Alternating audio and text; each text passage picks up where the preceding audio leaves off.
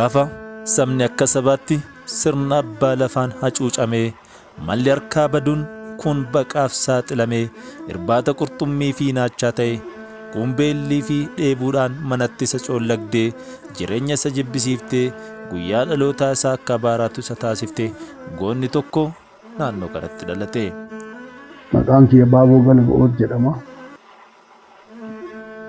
Baaboo Galga'oo barri an dhaladhe bara 1939 bakki dhaloota kiyyaa ganda Wayyoo Dareeraa Haskuulii bakka jedhamu kana. Goonni kun lafti akaakilee koo lafee kiyya jedhanii qabsoo hadhaa taasisuudhaan sirnoota darban keessatti Oromoon akka hojjetee daldalee abbaa qabeenyaa ta'u ormattis himanii fira isaaniifis akeekanii. Kan irratti badhaasa Qotee bulaa adda duree ta'uu gandarraa jalqabe badhaafamu jechuu ganda Alii Wayyoo irraa achi ka'ee aanaa irraa waajjira qonnaa bulchiinsa irraa badhaasa argataa ture. Wanni an badhaasa ittiin argatin tokkollee hin jiru.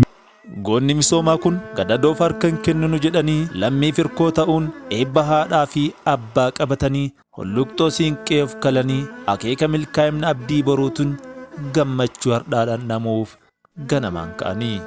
Maarree nutis farda keenna koorannee dhalee keenna qabannee goota misoomaa qonnaan bulaa adda duree jedhamuun manni isaanii badhaasni warqee fi meedaaliyaa tartiiba taa'uudhaan naganamaan jedhee nama simatu tokkotti argamne jirra. Hanga xumura seenessa keenyaatti nu hordofaa.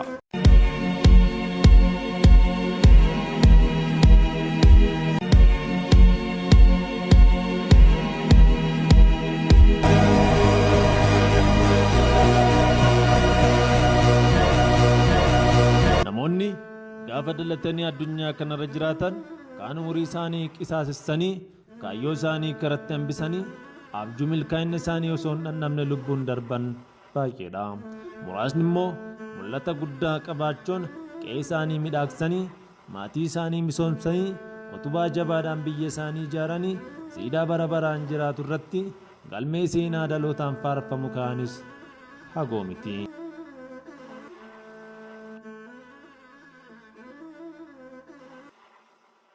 Seenessi keenya har'aa goota misoomaa fi abbaa rakkataa hundaa jedhamuun kan beekaman Baaboo Galgoo Doolee Mandooyyuu ilma warraa biyyuu irratti kan fuulleffate.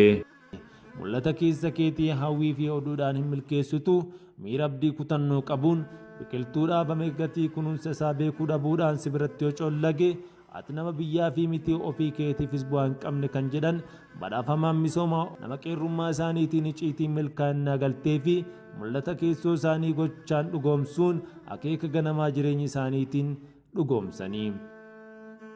Eebbi haadha kootii galaa kiyya kan jedhan maatii isaaniitti ajajamuudhaan jabbilee fi ilmoolee re'ootaa teessaa akka turanii fi eebba manguddootaa fi ollaa hundaa hammaaratanii ittiin milkaas akka turan nuuf kaasanii jiru. Haati tiyya biyya alaabaa biyya baay'ee deemtee midhaan safarataaf karaa buluu hin qabdu jedhee lafti kennallee midhaan baasuu danda'a jedhu qonnatti gale. Qonnaan cinaatti sirna nugusaa rakkisaa ture. Nama Geetachoo Mashashaa jedhamtu uummata keenya ga'ee wanta 40 jedhanii wanta 40 jedhamsu wanta 100 oli. Gara qarsaa ilaalaatti wanta 20 jedhanii wanta 40 oli nu uummata keenya buqqisanii biyyaa baasanii bakka itti awwaalamu gaafa dhooggan gara qabsootitti seene. Gara qabsootitti gaafa seenu budunii tokko dhaabee ture. Buduniin kunillee nama 7 of keessaa qabu. Innillee tokkoffaa nama badhaasoo Kamajjaa jedhan, lammata nama badhaasoo Tibbeessoo jedhan, lammata nama Magarsaa Bantuu jedhan, sadaffaa nama Irphoo Baabisoo jedhan, nama haga 7 taanee qabsoo jalqabne. Qabsoo kana jala buu qabnu nama biyya keenya buqqise kana dhiiga uummata keenyaa baasuu qabna jennee qabsoofne. Yoomuu qabsoo kanatti fufnee namni kun uummata keenya awwaalamuu dhoogge biyyarraa buqqisee lafa jiidhaa kanarraa dhoogganii gara Mashkaa jedhan kanatti awwaalli nama keenyaa ta'e kana hambisuu qabnaa dhiiga uummata kanaa baasuu qabna yoo jennu namootuma keessaa namoota isaan eegantu jira. gurra isaanii ta'an namoonni kun isin balleessuuf ta'an jedhanii eeruu kennaniifi kanaan booda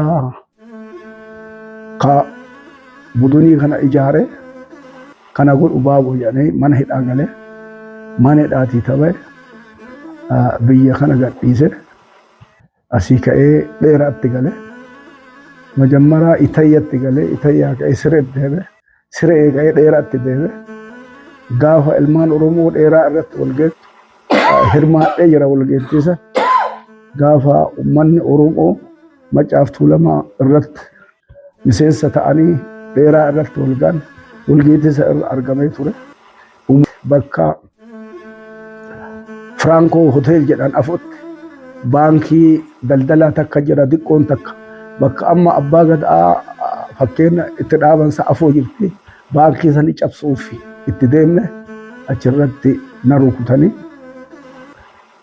rukuttaa san irratti harki mirgaa na cabe qabsoon sun itti fufe uduma qabsoo san irra jiru qabsoo san irra sochiin dhufe sochiin jijjiirama mootummaa irratti jaarsa nugusicha irratti dhufu 22 ture bara 1965 kara nageelleetitti deebe achitti illee nama ijaare gibira akka hin gabbaramne warra nugusaatiif jedhee qabsoo irra ture qabsoo kan irra illee turu ammallee na hidhanii hidhaa mana hidhaa odoo jiru Yekkaatii bultii 25 lafa ummataaf qotee bulaaf awaajiin hin ba'e gaafsan sabaattinyaa birgeet ka jedhan saraayitiin katamaa kana guute gaafsan nama shawwaliin hidhaa ka turre hidhaa ka baaneen sirna san keessatti ganda aliyooyyoo jedhan irratti bulchaa liqambarii jedhan na filatanii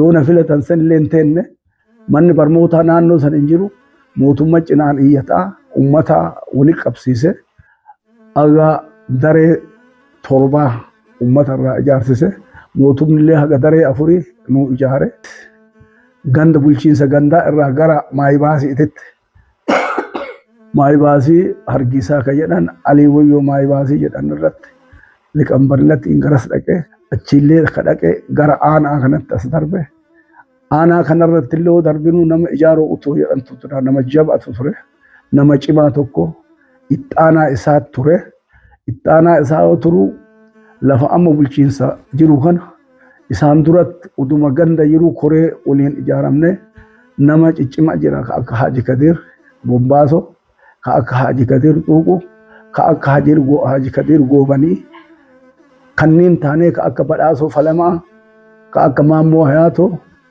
barataa xiqqaa ta'ee akka namni akka dhaqqaboo daalee kanneen waliin qabsoo goone lafa kana qotee bulaan asseenuun qabu jedhee magaalaa nutti addame nu ari'utti ka'anii iyyata guddaa deemne nama kaasee arraagaa jan dargi abaalii ka ture alaabaa jira alaabaa itti dhaqnee alaabaa kaanee nu jala hawaasaa dhaqee hawaasa itti dhaqee lafa kana akka nuti qotee bulaan argatu ganda 62 ture lafa kana harkatti galfanne.